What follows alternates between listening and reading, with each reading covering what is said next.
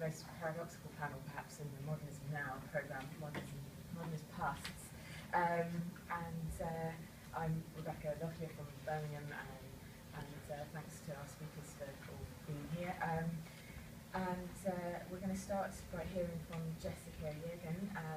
She's a graduate student in modern art history at Azusa Pacific University, sorry if I pronounced it wrong, in California, with an interest in modernism and its prevailing effect on contemporary culture. It's very great to welcome a new international member of CLAMS. Hand over to you. Thanks. Yeah, thank you. Just going to open up my fuzzy really quickly.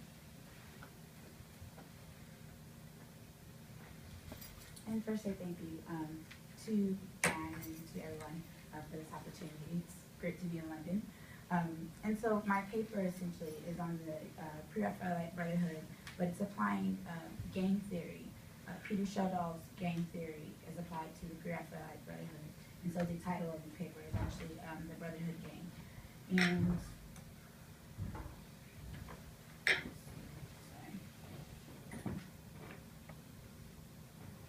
so just for a quick overview of my paper and presentation, the main points that I want to make is just a review of the main components of Peter Schjeldahl's game theory, as he is a American art critic, and to just give a brief review of the Pre-Raphaelite Brotherhood, who they were, their importance, and also to apply game theory to the Pre-Raphaelite Brotherhood, and using game theory again to explain the Pre-Raphaelite Brotherhood and how they are successful, and their success, how it leads to also their demise. So who was Peter Schjeldahl? Peter Schjeldahl is an American art critic who's a staff writer at the New Yorker. He's been there since 1998, and he's the magazine's head art critic. He previously worked at the Village Voice from 1980 to 1998. He has been featured in Art Forum, in Art in America, and the New York Times, Vogue, Vanity Fair, etc. One of his prominent novels and writings is Hyper Jukebox, which is one of his books that he wrote. Game theory first appeared in the Chronicle of Higher Education as entitled A Game Theory of Art Education, or Why Artists Make the Worst Students. And so who Peter Schjeldahl is, in essence, is a very prominent art critic, but he is also very outspoken and known for his outspoken ways and also various ideals. And so after teaching at Harvard University for 4 years and teaching art students, he realized that art students really weren't the greatest students. They didn't really follow the regular stream of academia. And so also in a talk at Boston University, he outlays these 4 principles of the game theory, in essence. He says that games have 4 components to them. They are artists that are misfits. So they kind of go into the edge of the world and kind of find each other. They're not those people who are, the most popular. They're not the cheerleader. They're the ones that are, socially awkward. And they find each other. And so what he states with the ideal of the misfit is that the misfits, if they get together and they are there for alienation, or because they are angry with the world, then you should be scared, because that's where you get the prominent LA gangs from, because these people are, those who have a beef against the world. However, if their goal is aspiration, then it becomes one of the most creative groups that you can possibly have. And so he goes into how these groups are formed. He next says that these groups become very hierarchical. They're very primal in their implementation. And so you have, the number 1 star, the first, the best, the second best, and then most importantly, he says the hopeless mascot, the one who's just totally hopeless. Johnny can't paint, he's in the corner, but he wants to be an artist. So that's basically what he says. And then he says number 3, that they pool their resources together. They are very helpful with each other. They pull all of their resources together to, what he says, attack the world. And so they're able to pull all of their resources, and we'll go into that a little bit more in applying that to the Brotherhood, how they actually pull their resources together to become this famous group that we know today. Also, if a gang is really successful, in about a few years, they won't be on speaking terms. They won't talk to each other. They won't, answer each other's text messages. They're not talking to each other whatsoever. That is really true in a gang, and we'll see that.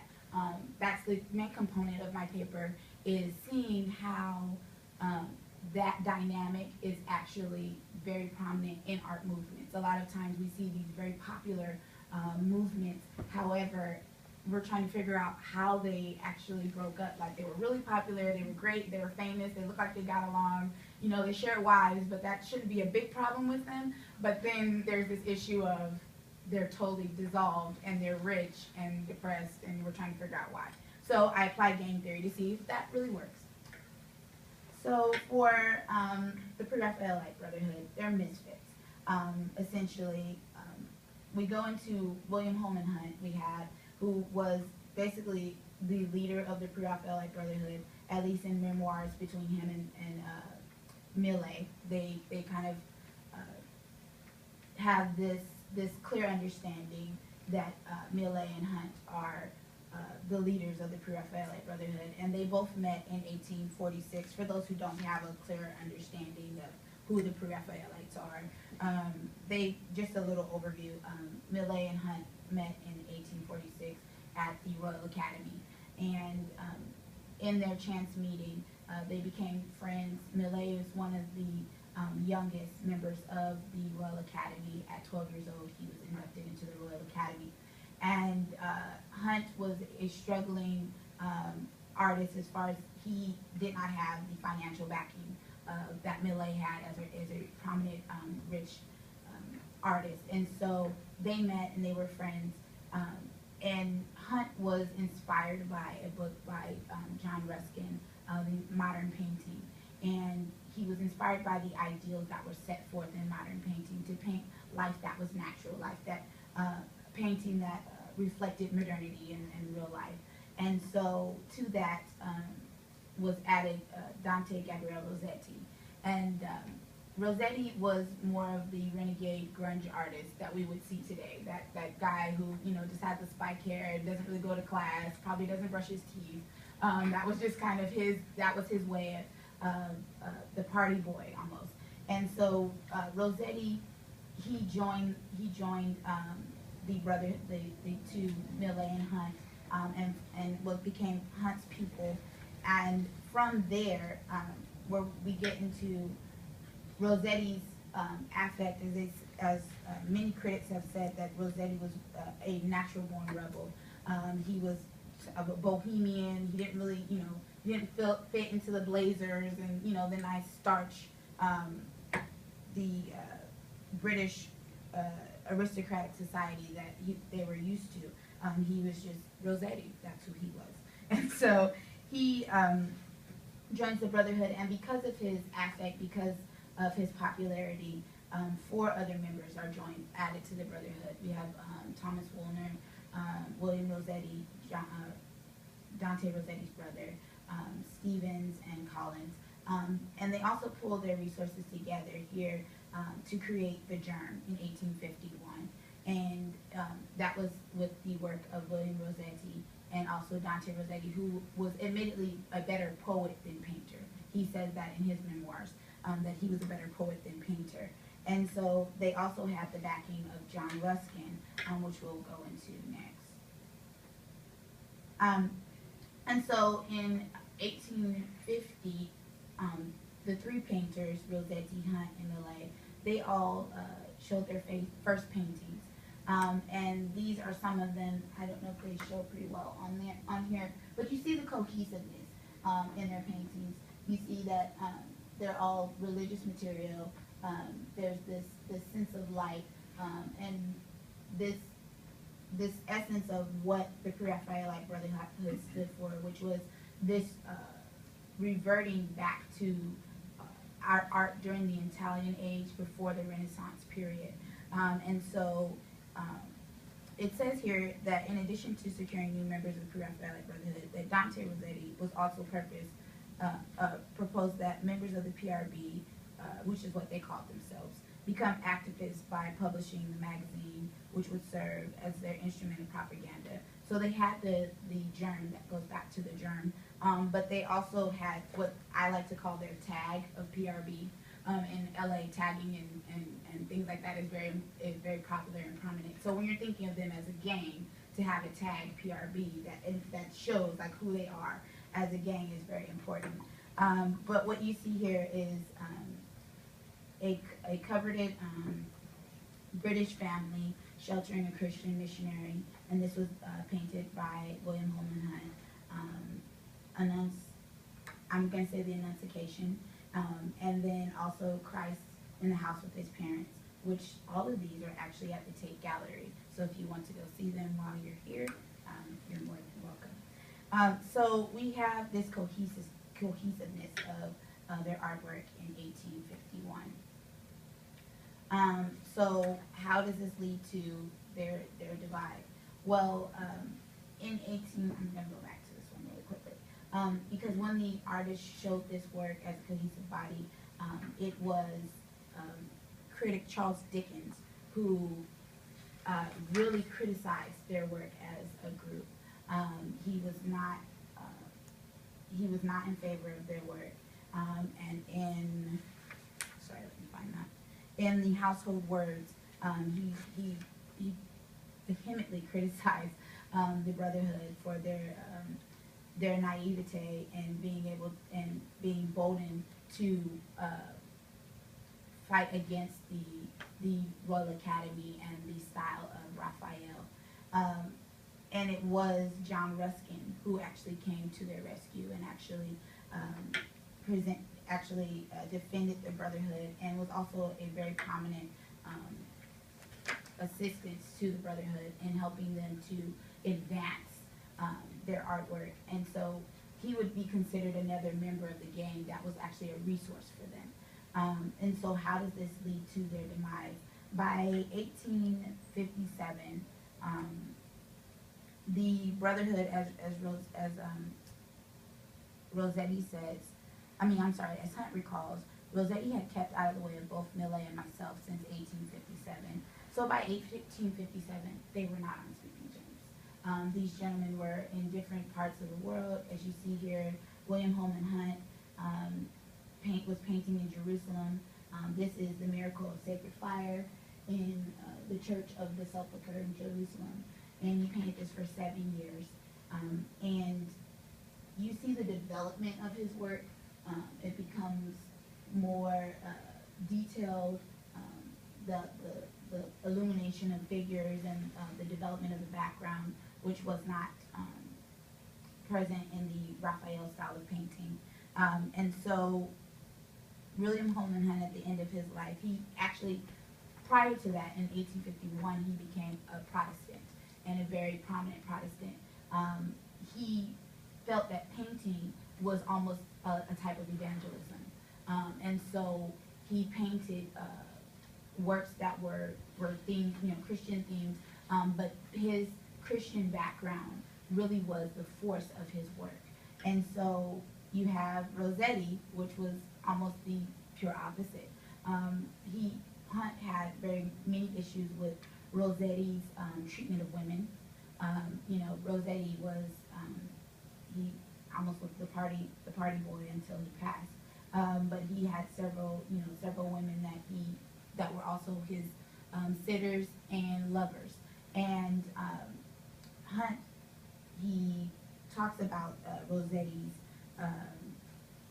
use of women and how he just did not appreciate the way that Rossetti related to women. So you have here Lady Lilith, which was one of the sitters that he had. And so what happens at the end of his life is that Dante Rossetti becomes a referential painter. He gets caught in this loop of just painting women over and over and over again, versus Holman Hunt, who is caught in this loop of painting religious paintings. And then we have one of my favorites, which is Millet, which I think becomes the polar opposite of what the Pre-Raphaelite Brotherhood started out as. He ends up becoming Sir John Everett Millet. He becomes the president of the Royal Academy. So the very institution that they were fighting against, he becomes the president at the end of his life. So it's almost like, you know, you're a gang member and then you become a cop. And so it was very transversary. And what it happens is that if we look at Schjeldahl's theory of gang theory, we see that a successful gang at the end will end. They will be on polar opposites. There are several reformed gang members in Los Angeles, you know, different ones that you will see that they will be polar opposites. What the importance of the scapegoat is, and what I touch on in my paper, the importance of the scapegoat is that we see that Rossetti, I'm going to go back to him,